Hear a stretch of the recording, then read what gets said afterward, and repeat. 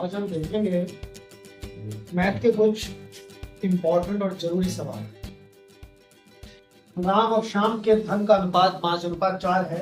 यदि राम के पास 3,000 रुपए हो तो श्याम के पास कितने रुपए हैं? यानी कि राम और श्याम के पास पैसे का जो अनुपात है 5:4 है और राम के पास 3,000 रुपए है तो श्याम के पास कितने रुपए हैं? तो राम का धन बटे श्याम का धन, इनमें अनुपात है 5:4 का मतलब है 5/4।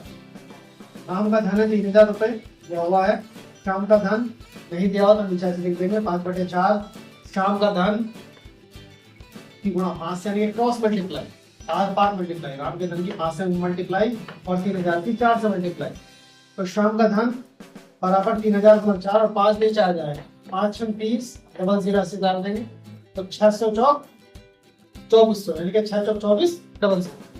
सीता और राम के धन का अनुपात 2:4 है। यदि सीता के पास 4,000 रुपए हो तो राधा के पास कितने रुपए हैं, ये आपको कमेंट में हमें करके बताना है।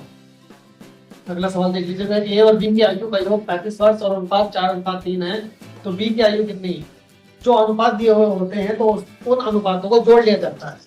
अनुपातिक राशियों का योग 4:3 को जोड़ लेंगे, 4 + 3 यानी 7 और ए और बी की आयु का योग 35 साल है तो मल्टीप्लाई में लिख देंगे। अगर बी की उम्र पूछिए तो ऊपर 3 आएगा और अगर ए की उम्र पूछिए तो ऊपर 4 है तो 3/7। 7 कहाँ से आया? अनुपातिक योग, अनुपात का जो योग था वो बटे में 7 गुणा 35 तो 7 × 5 = 35 और 3 × 5 = 15 वर्ष। ए और बी की आयु का योग 40 वर्ष है और अनुपात 2:5 है तो ए की आयु बतानी है। पहले बी की आयु बतानी थी, अब ए की आयु बतानी है, आपको करके दिखाना है।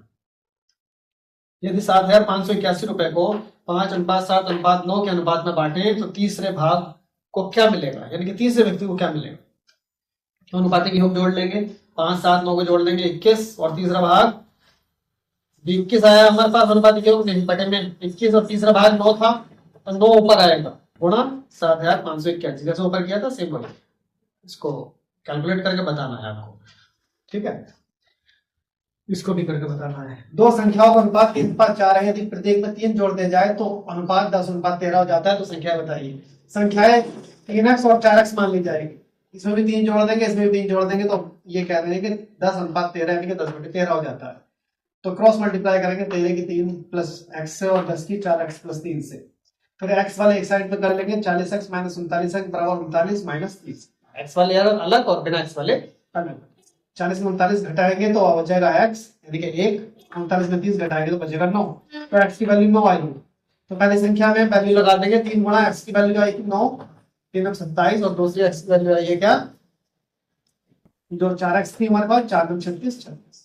दो संख्या का अनुपात 5:6 है। यदि प्रत्येक में से 2 जोड़ दिया जाए तो अनुपात 10:12 हो जाता है। तो ये संख्याएं बतानी।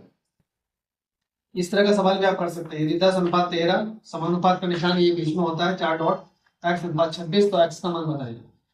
बाहर वालों की मल्टीप्लाई करेंगे आप 10 × 26 और अंदर वालों की मल्टीप्लाई बराबर का निशान लगा के करेंगे 13 × x यानी कि 13 × x बराबर 10 × 26 और कैलकुलेट करके x की वैल्यू बतानी है। आपका कैसा आंसर आएगा बताइए।